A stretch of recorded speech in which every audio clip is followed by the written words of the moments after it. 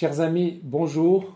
Concernant le trône de Dieu, dans cette deuxième partie, nous allons voir 3 points que je dirais essentiels. Premièrement, le lieu choisi de Dieu pour son trône est Jérusalem. Deuxièmement, le modèle du temple a été donné au roi David, comme le tabernacle à Moïse.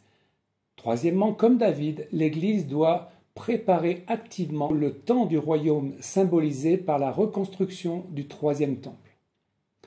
En résumé, au début de l'histoire d'Israël, l'Arche de l'Alliance représente le siège de Dieu, son trône, le lieu où Dieu exerce sa miséricorde.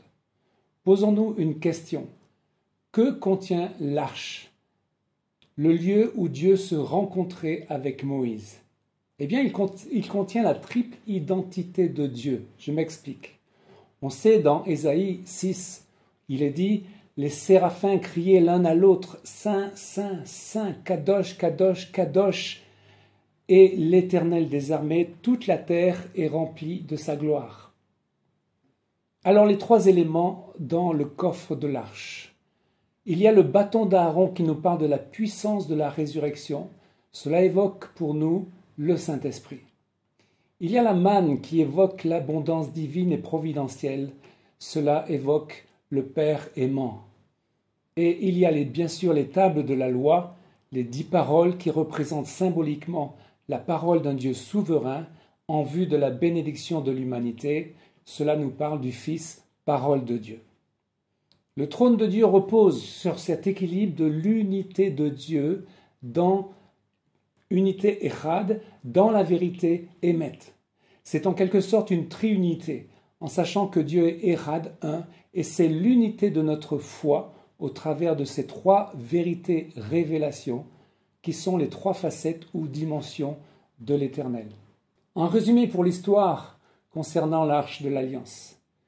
Après avoir franchi plusieurs époques, le désert avec Moïse, la conquête de Canaan avec Josué, le temps des juges et même la capture de l'arche par les Philistins, c'est finalement le roi David qui va ramener l'arche à Jérusalem, le lieu prédestiné de la présence divine.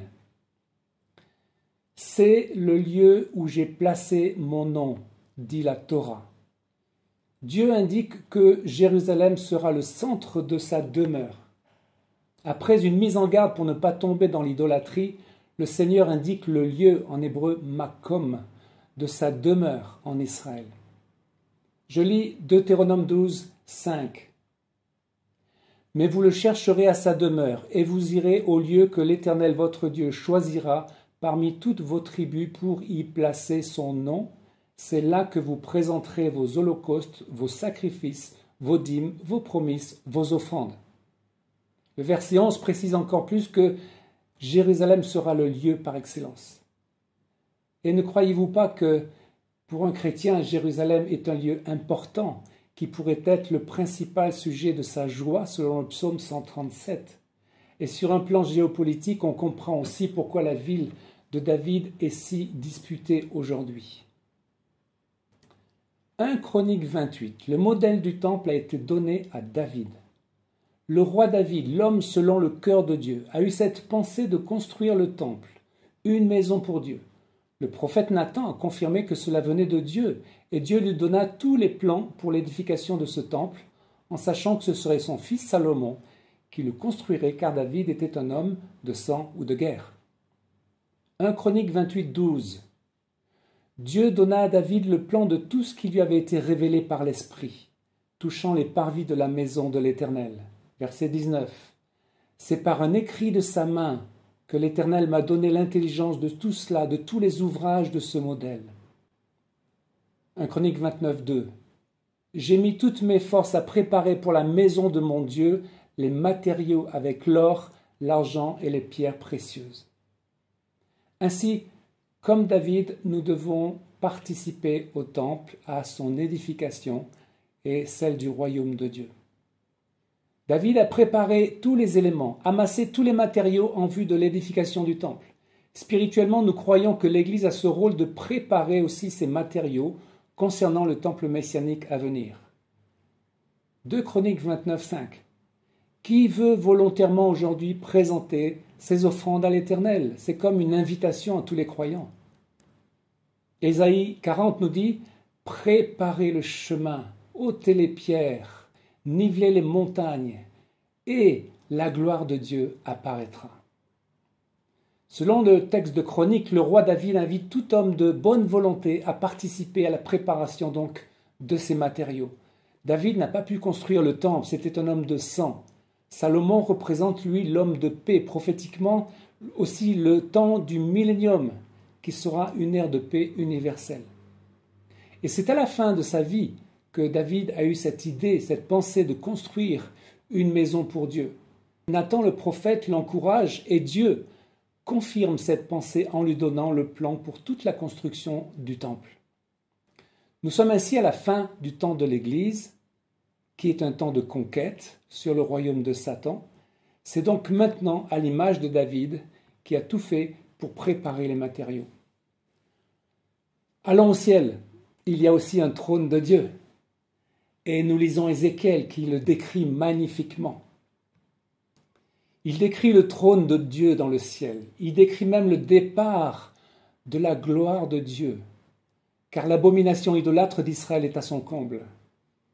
La puissance de la vision d'Ézéchiel n'a qu'un équivalent, c'est en Jean dans l'Apocalypse, qui est en quelque sorte la continuité des visions d'Ézéchiel. Je lis Ézéchiel 1, 26. Au-dessus du ciel qui était sur leur tête, il y avait quelque chose de semblable à une pierre de saphir en forme de trône. Et sur cette forme de trône apparaissait comme une figure d'homme placée dessus en haut. Je vis encore comme de l'airain poli, comme du feu, au-dedans duquel était cet homme, et qui rayonnait tout autour. Depuis la forme de ses reins jusqu'en haut et jusqu'en bas, je vis comme du feu et comme une lumière éclatante dont il était environné. Concernant le départ de la Shrina, c'est-à-dire la présence divine, Ézéchiel 10, 18 le décrit, « La gloire de Dieu se retira du seuil de sa maison et se plaça sur les chérubins. » Et en fait, le peuple juif attend maintenant le retour de la Shrina. Nous savons, selon Ézéchiel, qui était enlevé par l'Esprit de Dieu dans le futur, que cette gloire de Dieu reviendra sur la terre dans le temple reconstruit. Ézéchiel 43, verset 2 nous donne une image magnifique du retour de cette gloire. Et voici la gloire du Dieu d'Israël s'avancer de l'Orient. Sa voix était pareille au bruit des grandes eaux bouillonnantes, et la terre resplendissait de sa gloire. La gloire de l'Éternel entra dans la maison, et elle remplissait la maison. Et s'adressant au prophète, Dieu dit, « Fils d'homme, c'est ici le lieu de mon trône, le lieu où je poserai la plante de mes pieds, j'y habiterai éternellement au milieu des enfants d'Israël. » Dieu, avec son Messie roi, va donc établir son trône sur la terre, dans la ville de David et dans le temple reconstruit, au milieu du peuple juif renouvelé. N'est-ce pas là un sujet de gloire qui doit occuper nos pensées? Jésus lui-même nous avertit en Matthieu 24, 45. « C'est pourquoi vous aussi tenez-vous prêts, car le Fils de l'homme viendra à l'heure où vous n'y penserez pas. Quel est donc le serviteur fidèle et prudent que son maître a établi sur ses gens pour leur donner la nourriture au temps convenable?